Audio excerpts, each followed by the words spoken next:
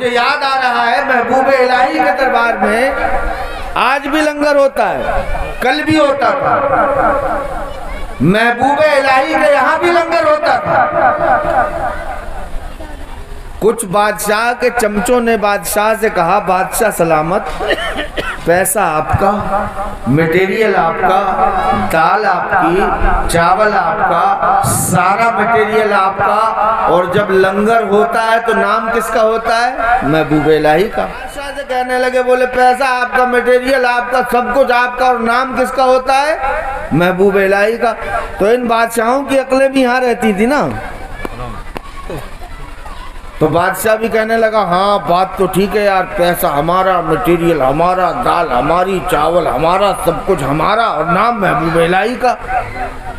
असल में क्या है, जब जब बिगाड़ पैदा होता है तो इसमें चमचों का बड़ा नुमायां रोल होता है। जी जी जी जी। जब जब मुल्क की, जब राष्ट्र की सियासत में हलचल पैदा होती है, उसमें दलालों का नुमायां किरदार होता है। जब जब किसी कस्बे पे इन्हितात और ज़वाल का वक्त आता है तो भी दलालों का ही काम होता है, तो भी चमचों का ही। लगे बादशाह, मटेरियल आपका, सब कुछ आपका, नाम महबूब इलाही का। तो कहने लगा, जाके महबूब इलाही से कह देना बादशाह का चंदा बंद।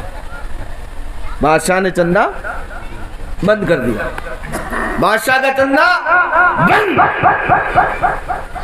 एक चमचा आया बादशाह का, और आने के बाद महबूब इलाही निजामुद्दीन औलिया से कहने लगा, बादशाह का चंदा बंद।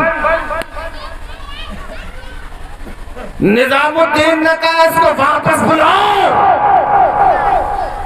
वापस बुलाया और कहने लगे, जाके अपने बादशाह से कह देना कि तेरा चंदा बंद हुआ है, निजामुद्दीन का लंगर बंद नहीं होगा।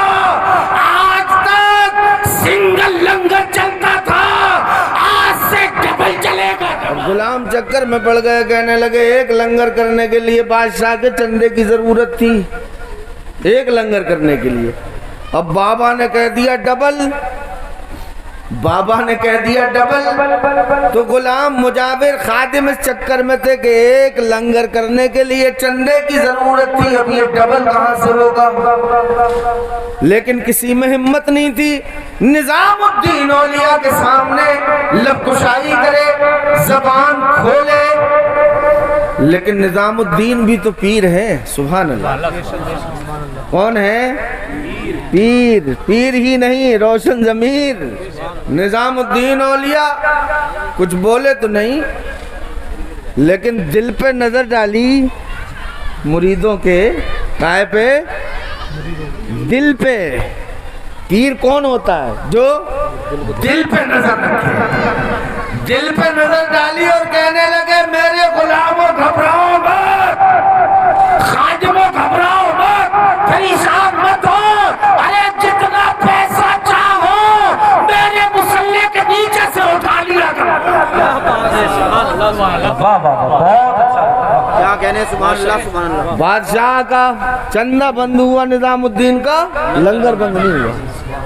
लेकिन खबर आई, लंगर तो बंद नहीं हुआ, बादशाह का पेशाब बंद। पेशाब, डॉक्टरों को दिखाया पेशाब बंद, हकीमों को दिखाया पेशाब बंद, तबीबों को दिखाया पेशाब बंद। अरे भाई डॉक्टर था, इस वक्त का बादशाह है हमारे यहाँ मोदी, वो तो 1 मिनट में जहाँ चाहता है वहाँ चला जाता है। अब वो यहाँ रहता ही कहाँ है। बहरहाल बात दूसरी हो जाएगी, मेरा उन्वान वो नहीं है। मैं ये कर रहा था, बादशाह वक्त के लिए दिक्कत क्या है, प्रॉब्लम क्या है, मुश्किल क्या है, जिसे चाहे, जब चाहे, जहाँ चाहे, जैसे चाहे बुला सकता है। तो कौन सा हकीम बचा होगा, कौन सा डॉक्टर बचा होगा, कौन सा स्पेशलिस्ट बचा होगा, अरे कौन सा हाजिर बचा होगा उस जमाने का। सबने देख लिया पेशाब बंद। माँ, बादशाह की माँ भी माँ ही होती है ना, फकीर की माँ भी माँ होती है। माँ ऐसा नगमा है जिससे किसी साज पे गाया नहीं जा सकता। माँ तड़पी। निजामुद्दीन औलिया के दरवाजे पर सर पटकने लगी, कहने लगी, बाबा बदतमीज है, गुस्ताख है, नाअहल है, नाहंगार है, निकम्मा है, कुछ मानती हूँ, लेकिन मेरा बेटा है, अगर आपने उसे माफ न किया तो मैं सर पटक पटक के अपनी जान दे दूंगी। ये माँ है, तड़पता है कोई बच्चा तो माँ का दम निकलता है, मगर जब माँ तड़पती है तो फिर ज़मज़म निकलता है। माँ तड़पी, कहने लगी बाबा माफ कर दो, तो बाबा कहने लगे हाँ माफ तो कर देंगे, लेकिन एक शर्त है। कहा फरमाए?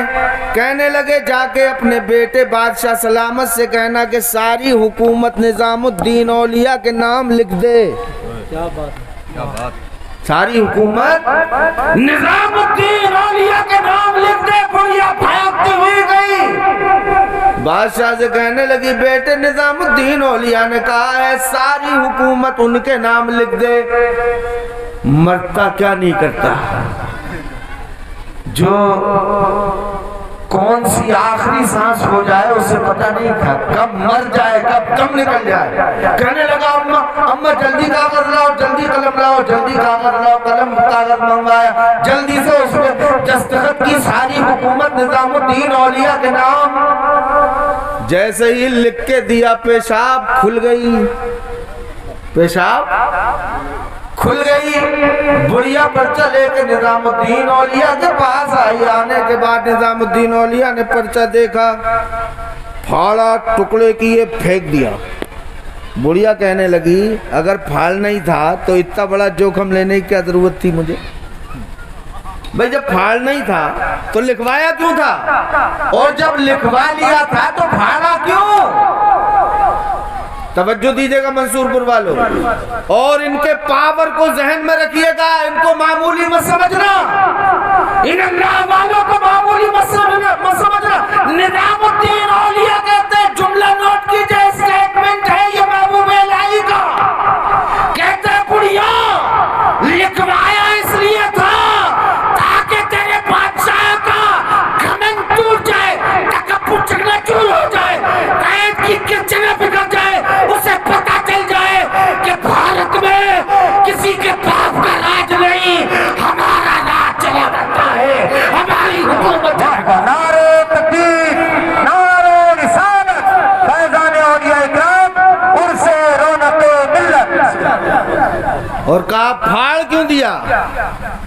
तो कहा फाड़ इसलिए दिया ताकि उसे अपनी औकात का एहसास हो जाए कि जिसको तमगा बना के तुम सर पर रखे घूमते हो वो हुकूमत निजामुद्दीन की ठोकरों में रहा करती है, टुकड़े पर। बहुत अच्छा, सुभान अल्लाह, वाह वाह। टाइम हो चुका है और बातें बहुत करनी